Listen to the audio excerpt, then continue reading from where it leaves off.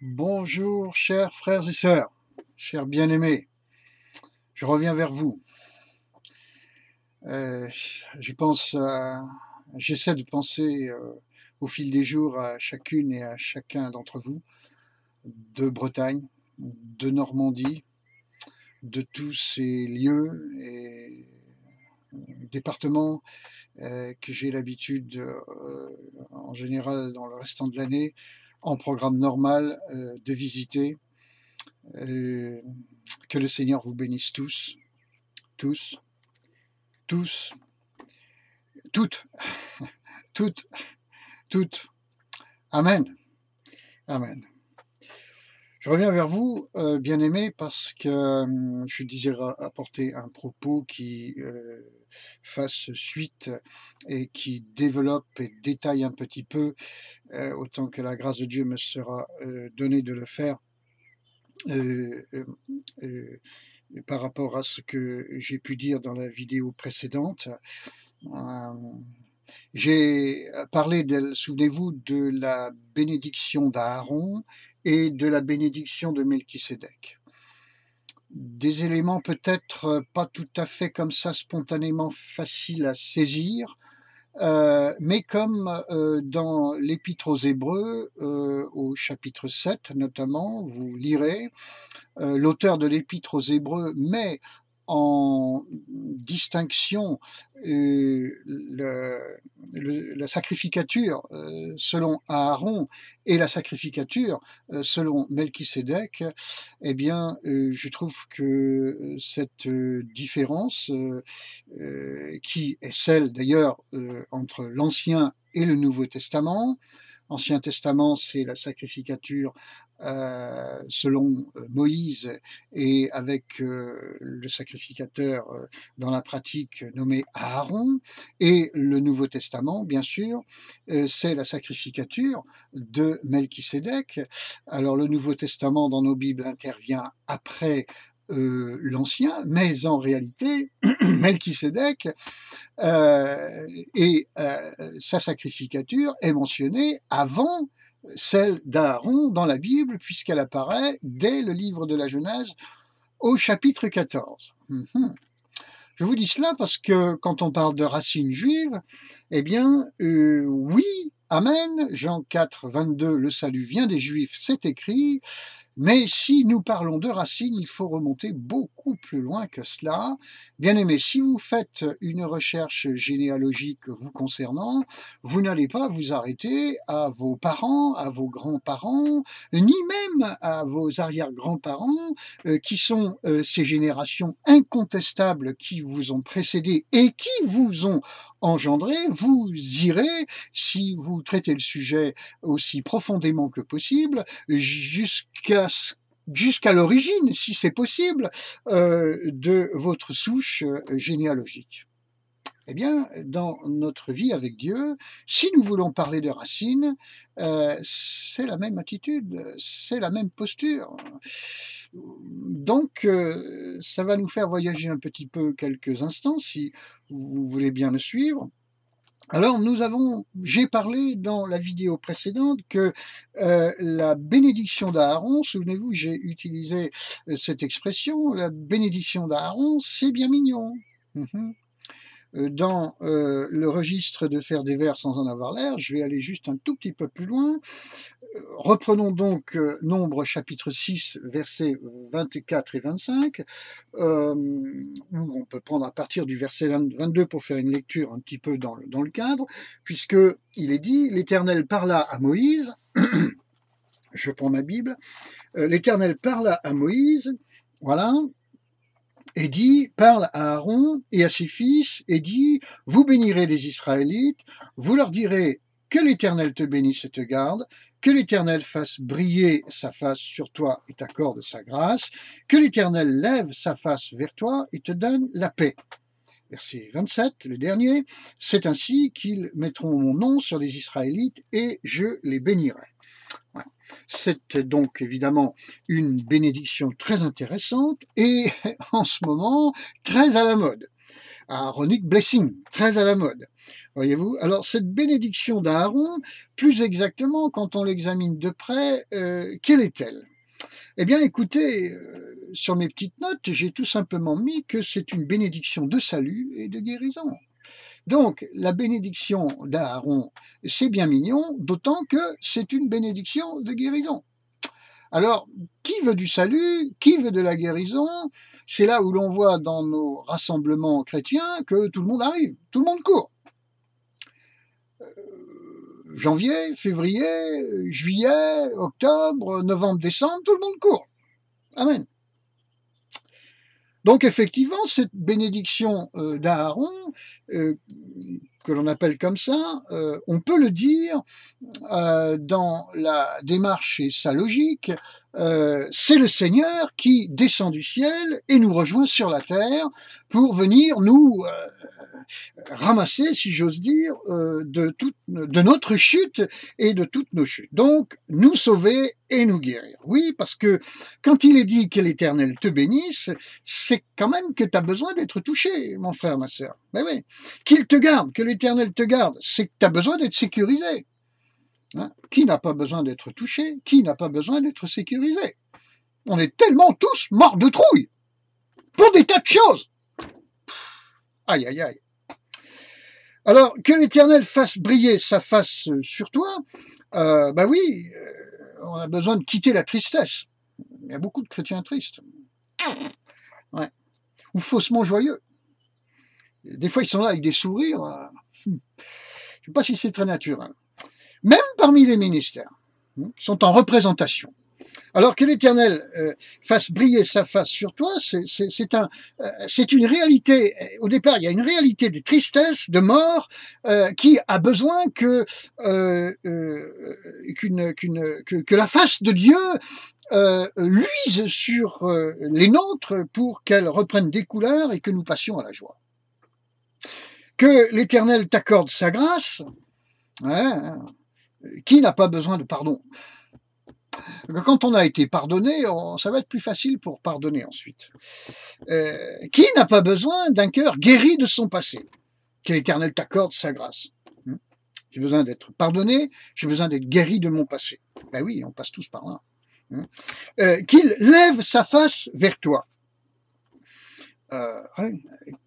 Nous avons tous besoin de voir le Seigneur. Nous avons tous besoin qu'il se révèle à nous. Vous comprenez, mes amis? Alors, que le Seigneur te donne la paix. Amen. Nous avons tous besoin d'entrer dans le repos de Dieu. Donc, vous comprenez que cette bénédiction d'Aaron est complètement une bénédiction de salut et de guérison. C'est une bénédiction qui est donnée à Israël quand Israël sort de l'esclavage de l'Égypte. C'est vous dire à quel point Israël avait besoin de guérison. Alors, Israël, c'est cette première entité qui va être abordée par le Seigneur qui sauve et qui guérit, après quoi les enfants de Dieu des nations sont effectivement cet olivier sauvage greffé sur l'olivier franc, qui eux aussi vont devoir sortir de la racine du premier Adam pour passer dans celle du deuxième Adam et connaître cette guérison. Donc, je dirais que être dans cette bénédiction d'Aaron, c'est là où nous sommes dans la réalité de nos racines juives qui nous transmettent cette par laquelle cette bénédiction passe et que chez eux d'abord et ensuite chez nous la recevons. Donc je crois qu'être dans nos racines juives, c'est bien plus que tout ce que l'on dit, être dans le contenu de grâce que l'Éternel, ce Dieu merveilleux, verse sur nous tous, enfants de Dieu de toutes les nations, pour que après le peuple d'Israël, nous recevions à notre tour ce salut et cette bénédiction, puisque nous sommes greffés sur le même pied qu'Israël. Voilà. Ensuite, la bénédiction de Melchisédek, que vous trouvez comme première mention dans Genèse chapitre 14, versets 18 et suivants, eh bien, ce n'est plus une bénédiction de salut et de guérison, c'est autre chose. Je vous le disais dans la vidéo précédente, c'est tout autre chose. Oui, c'est tout autre chose parce que c'est une bénédiction non plus de salut et de guérison, mais de règne et de puissance. Amen. Et oui, Genèse chapitre 14, verset 17. Nous voyons Abraham qui revient d'une bataille dans la vallée du roi, de la vallée des rois, et il est vainqueur de plusieurs rois. Et puis, donc, il est dans la puissance, il est dans l'autorité. Et alors, il rencontre, verset 18 et suivant, Melchisédek, en rencontrant Melchisédek, il découvre le Dieu très haut, qui est le maître du ciel et de la terre. Amen. C'est-à-dire celui qui, se révélant à nous, nous fait réaliser qu'il domine sur nos adversaires. Et que, effectivement, en entrant dans sa bénédiction, nous dominons à notre tour nos adversaires, puisqu'il est écrit dans l'Épître aux Galates, au chapitre 3 notamment, verset 6, verset 9 et autres versets encore, que si nous sommes enfants de Dieu, si nous sommes en Jésus-Christ, nous sommes héritiers d'Abraham. Ça ne peut pas être plus clair. Donc Abraham, qui a reçu cette bénédiction de Melchisédek, eh bien nous la transmet, nous sommes enfants d'Abraham, héritiers d'Abraham. Donc mes amis, nos racines ne sont pas seulement juives, elles sont aussi en Abraham. Et on va voir plus exactement ce que ça veut dire.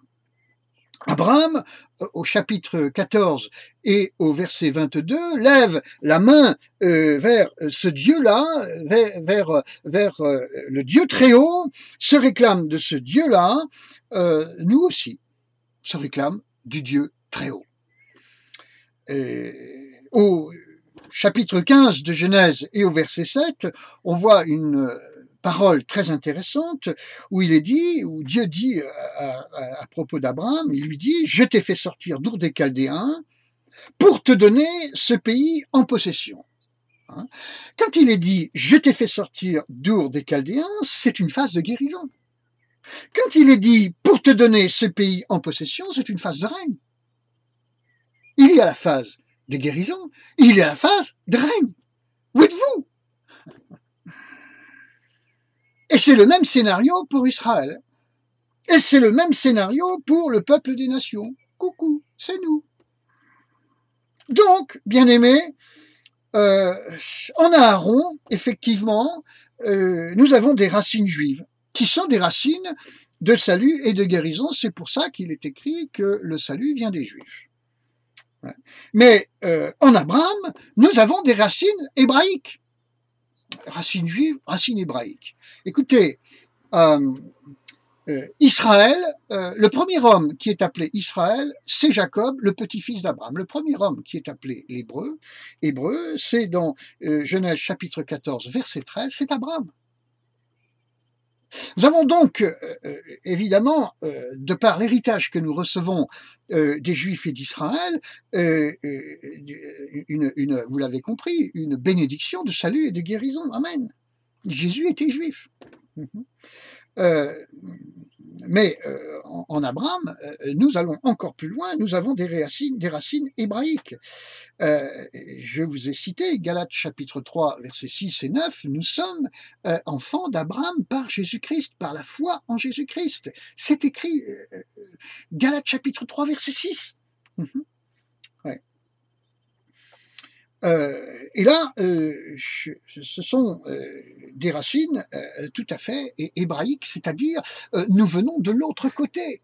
Abraham est issu d'Our en Chaldée, c'est-à-dire le pays des démons, mais nous aussi.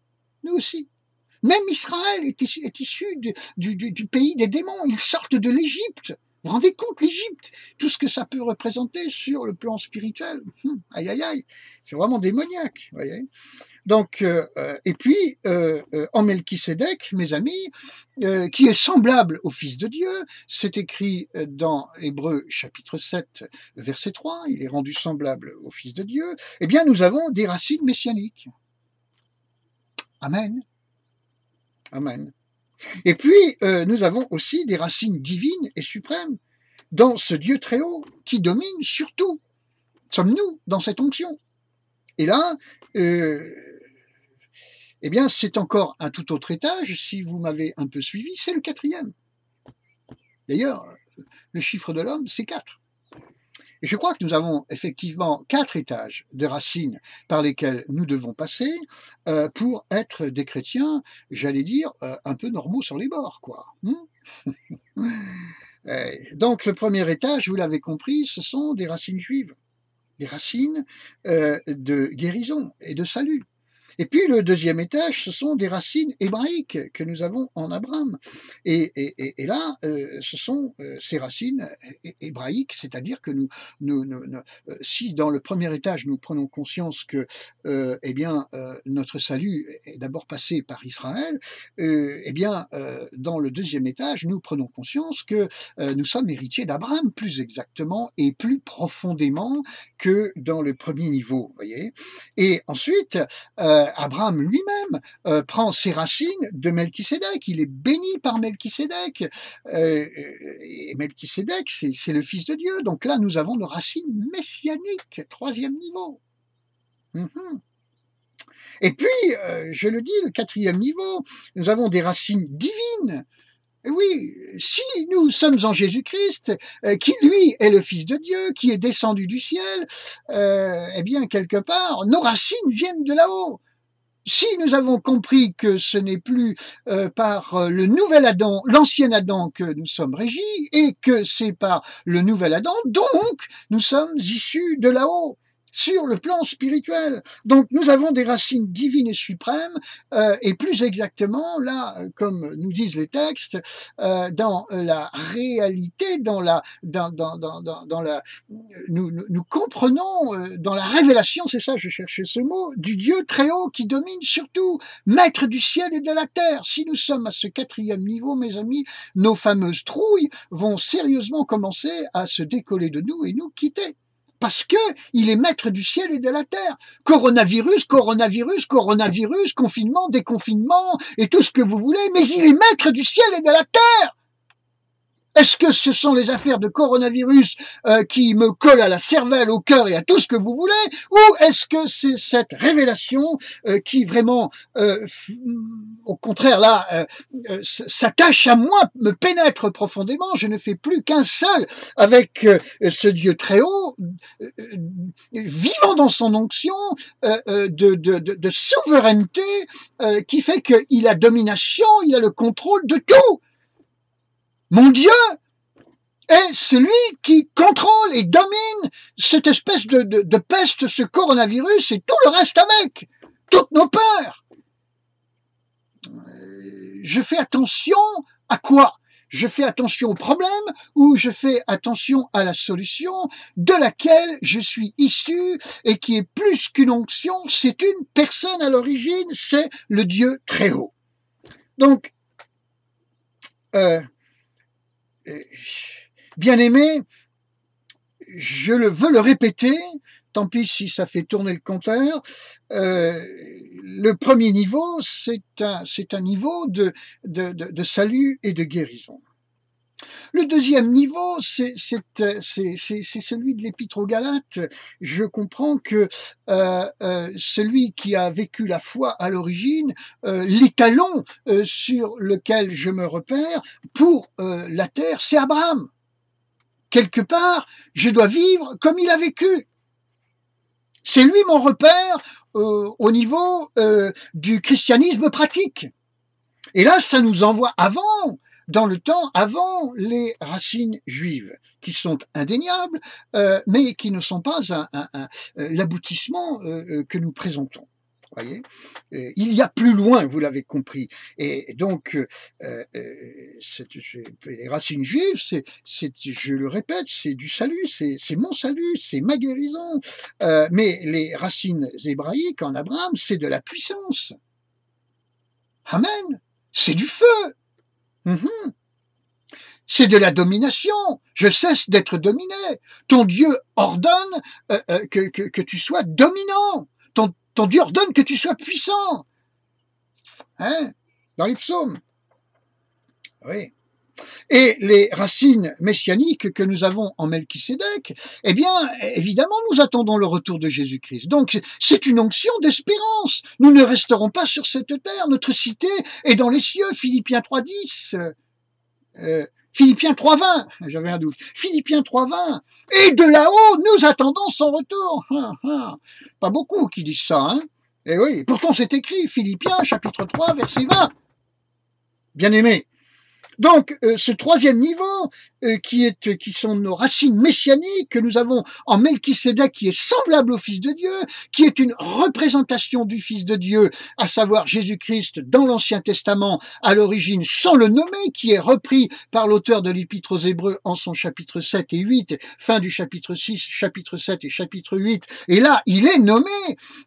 Il n'était pas possible que Jésus-Christ soit nommé sous cette identité-là dans l'Ancien Testament parce qu'il était encore un mystère caché. C'est pour ça qu'il apparaît sous les traits de Melchisédek. Mais qu'on ne se méprenne pas, Melchisédek, c'est la représentation la plus évidente du Christ qui devait venir notre Sauveur. Donc, ce troisième niveau, c'est que nous sommes remplis d'espérance. Et le quatrième niveau, nos racines divines et suprêmes, nous investissons dans le Dieu très haut, nous gambadons dans la révélation de celui-ci, et donc il en résulte pour nous de la paix, du repos et une vie ici-bas sur la terre dans l'onction du ciel. Ce quatrième niveau, mes bien-aimés, je pense que jusqu'à ma mort, il y a de fortes chances que j'insiste sur lui sans modération, parce que c'est le talon d'Achille des enfants de Dieu. Ils ne sont pas, ou que très très peu, dans ce quatrième niveau. On se moque de Bethel Church. Mais eux sont dans le quatrième niveau. Et d'autres. Eh oui. Et ceux qui ne sont pas dans ce quatrième niveau, pour lequel ce quatrième niveau est un échec cuisant, eh bien, pour pouvoir vivre cet échec tranquillement, ils théologisent quelque chose d'anti-quatrième niveau, ils le mettent en doctrine et ils font venir la parole de Dieu à leur concept de débâcle spirituel.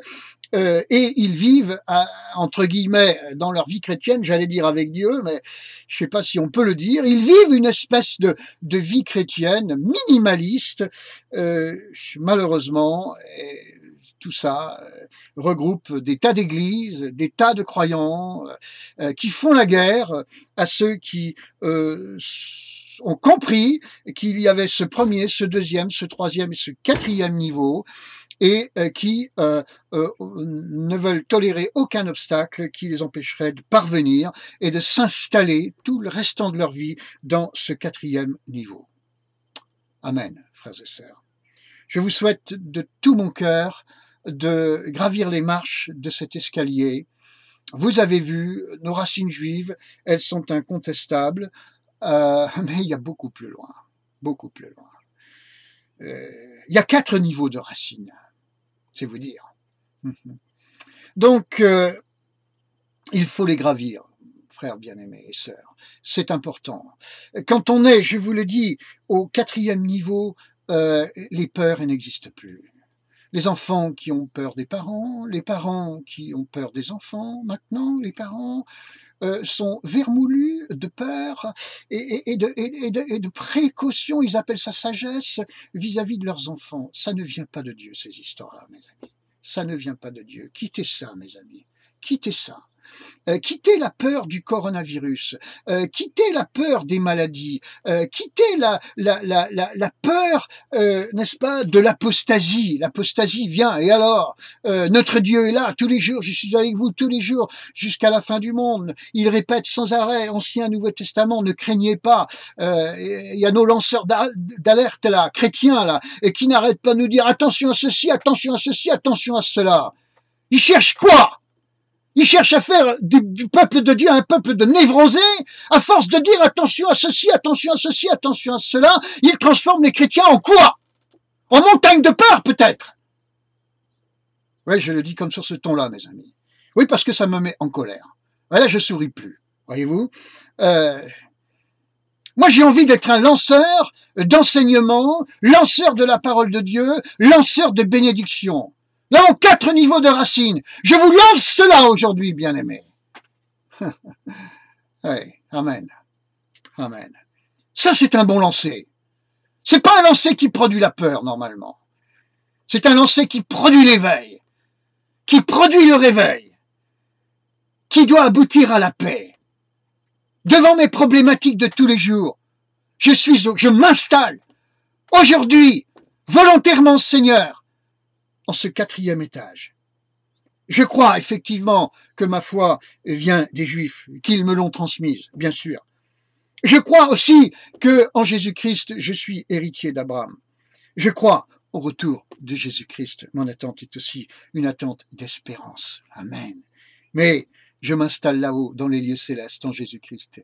Éphésiens 2,6. Et de là-haut, j'attends ton retour, Seigneur. Philippiens chapitre 3, verset 20. C'est là, la paix, le repos, dans le ciel, mes amis. Si vous voulez chercher de la paix, du repos ailleurs, vous allez peut-être finir dans un cours de yoga. Ou alors vous allez finir avec une petite théologie de débâcle, comme nos églises évangéliques et autres savent bien en pondre. Mais bien aimés, moi ce matin, je vous parle de Romains 14, 17. Le royaume de Dieu, c'est la justice, la paix et la joie par le Saint-Esprit. Vous êtes malades, mes amis? Installez-vous dans ce 4e étage avec le Dieu très haut. Il est maître du ciel et de la terre.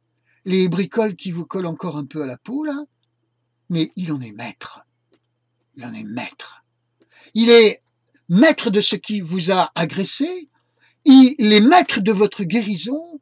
Il est maître de votre épanouissement. Il est maître de votre futur. Il est maître maintenant de votre présent. Vous voulez bien confesser cela, mes bien-aimés? Vous avez mal par ici, vous avez mal par là, vous avez je sais pas quoi, vous manquez d'argent. Vous voulez bien confesser qu'il est maître de vos comptes et de votre sagesse pour les tenir correctement, et non pas de gérer vos comptes n'importe comment. Avez-vous l'impression de ne pas être très sage?